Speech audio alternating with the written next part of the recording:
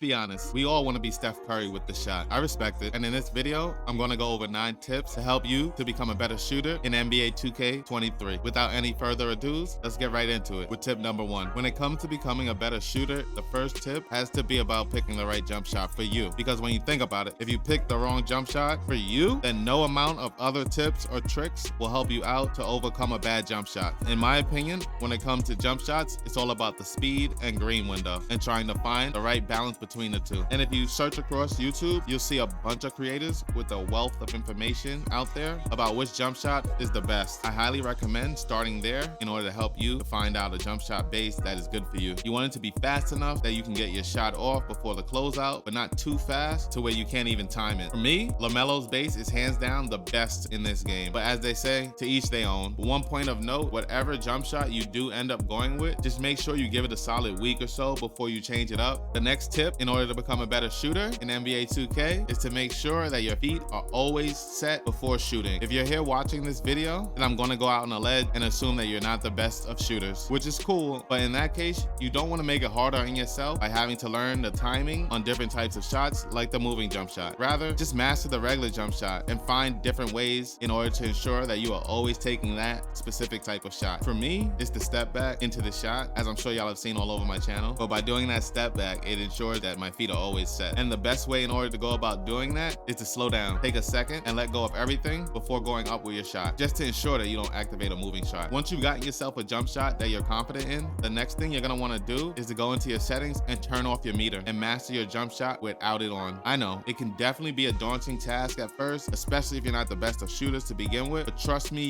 when you do get it down, you will not be disappointed. While the actual boost you get from turning your bar off is not as big as it's been in past years, it's still worth it in my opinion, as I found that the bar is nearly impossible to time, especially with the latency issues that 2K is known for. You're better off just finding yourself a cue in that jump shot and mastering that. The added difficulty that the meter brings with it as far as timing goes doesn't even make it worth it. And truth be told, if you follow the last tip and you've been practicing your jump shot with the bar on all this time, then turning it off won't even be that difficult after a little practice. And of course, the next tip on this list is going to be, yep, you know it, practice. Like anything in life, you are going to have to put in time getting up shot after shot if you want to truly master your jump shot and become a better shooter in NBA 2K. My advice, take your talents to the Pro-Am gym and just grab a ball and start shooting around. Me, when I was first trying to learn my timing on my jump shot, I was practicing for no lie 30 to an hour a day. And when I was really no life in the game, I would just sit there listening to a YouTube video or podcast while I was doing it. But I was out here putting up shots from the corner, the wing, top of the key, moving shots, 10 shots from each position. And then I'd work my way back around the world in the opposite direction and continue doing this until I felt comfortable as a shooter. I even still now, like maybe 5 minutes a day, will get up shots before I jump into the rec and load up a game. And if you want, I could put together a shooting practice video. Just let me know down in the comment section. The next tip on this list is going to be to work on your shot IQ. You got to know the difference between a good shot, a bad shot, and a terrible shot. Sometimes a shot might look like it's covered and it's actually open. And of course, the vice versa is going to be true. Also, as a shooter, if you have shooter in your name, and definitely after you've hit a few jump shots, the other team is going to start running you off the three-point line when you get the ball or when they see you're about to get the ball. This is when you're going to want to hit them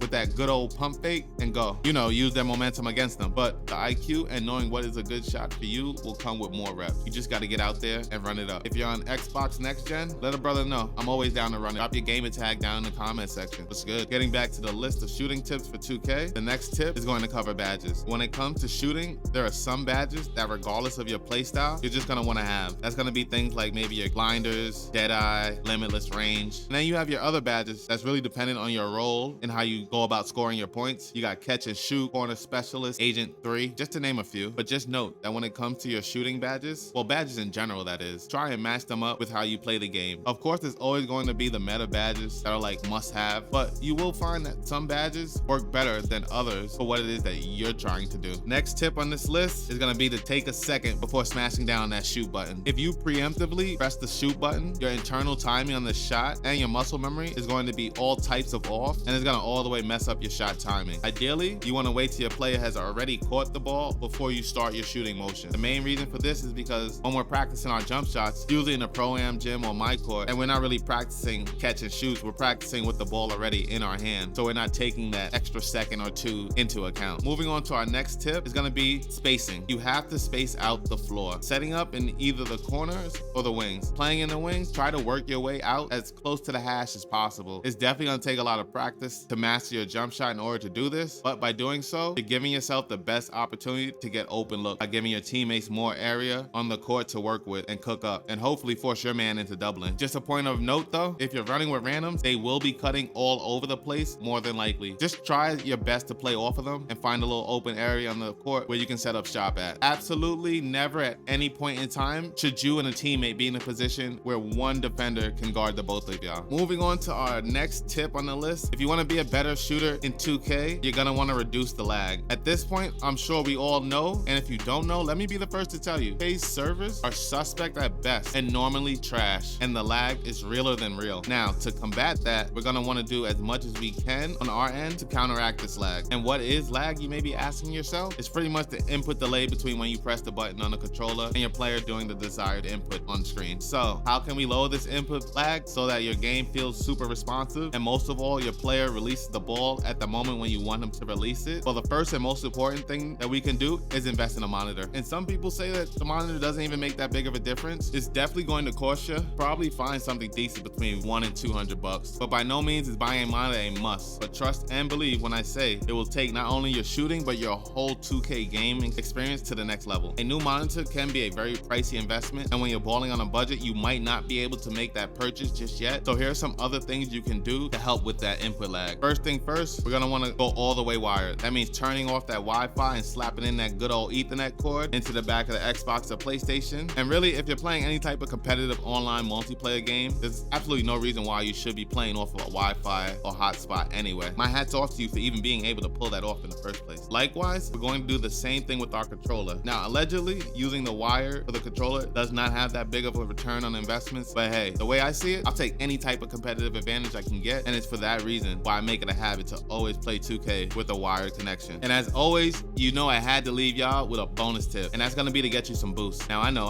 you're probably asking yourself, why is dude out here telling me to spend money on boosts? But you gotta realize, if you're struggling to hit shots, you're gonna wanna take advantage of every option that you got out there for you, and boost pretty much adds +5 to your shooting stats, so why wouldn't you want it? Again, it's gonna cost you money, so take that with a grain of salt. If you can't afford it, you can't afford it. But at the end of the day, these are 9 tips to help you to become a better shooter in NBA 2K23. Let me know down in the comment section if you have any tips that you would add to this list. Until the next time we speak, luck out. Peace.